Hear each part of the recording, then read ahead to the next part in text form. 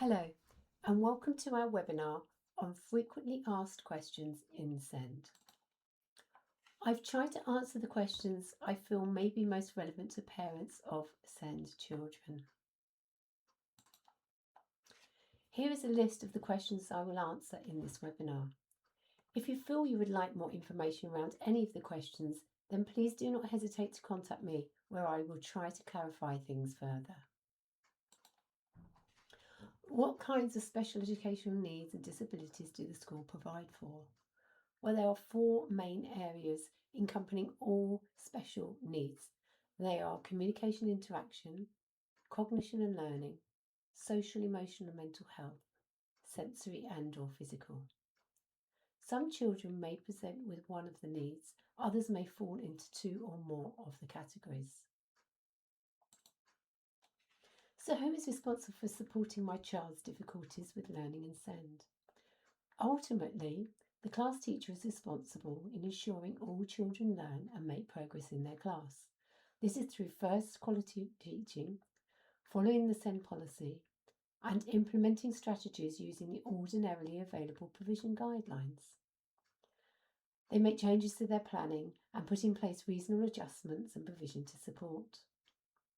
If after implementing strategies and trying adjustments, the progress of a child is still not where we want it to be, then the SENCO would get involved. Teachers are responsible for writing the passport support plans, meeting with parents at least 3 times a year to assess, review and set new targets. This is a collaborative approach involving parents, child and teacher. Everyone being involved helps with developing a full picture and ensuring the best provision and outcome for your child. The SENCO, SEND leader, is usually a member of the SLT and helps with the strategic leadership of the school. The SENCO here is a DSL supporting the lead DSL in safeguarding matters and is also the designated teacher who looks after children looked after, overseeing their provision and well-being. So the SEND leader of SENCO coordinates and reviews support for children, ensures regular monitoring of provision through learning walks and pupil voice. They will make sure that you are kept informed of any SEND support your child is receiving that is over and above what is ordinarily available.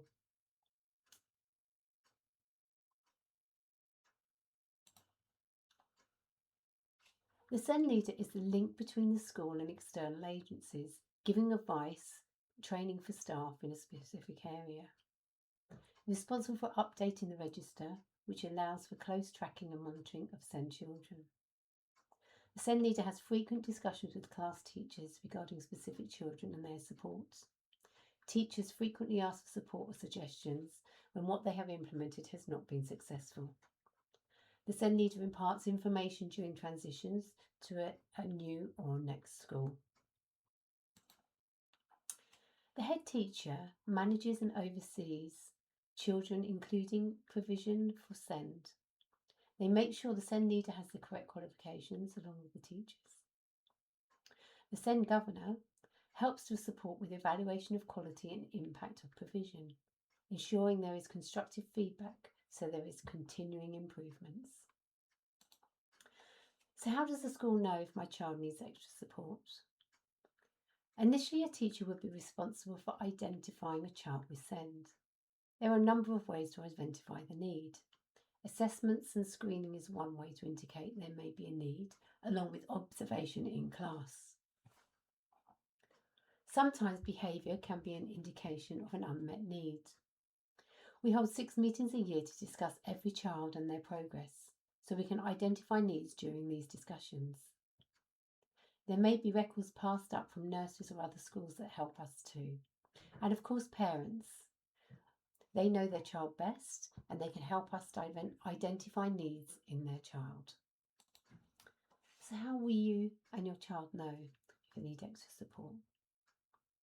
Well, you will know how your child is doing through twice yearly parent consultations and an annual report in spring. If there are any concerns raised at any time, then the teacher may ask to see you to discuss further.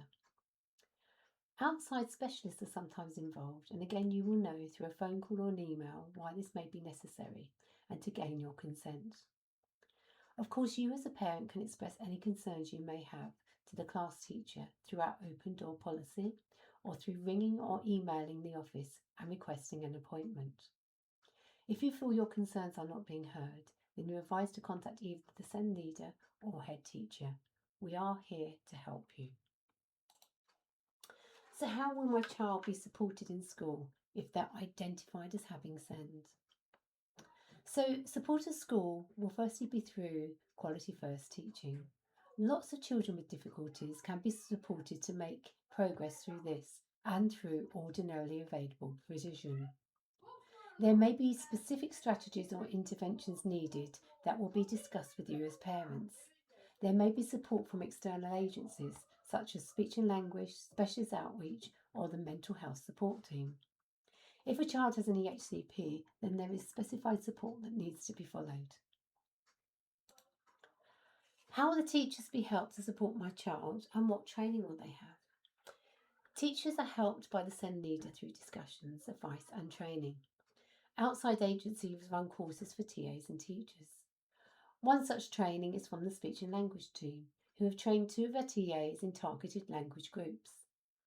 And these 2 members of staff have been able to deliver 2 interventions to support children with their speech and language needs.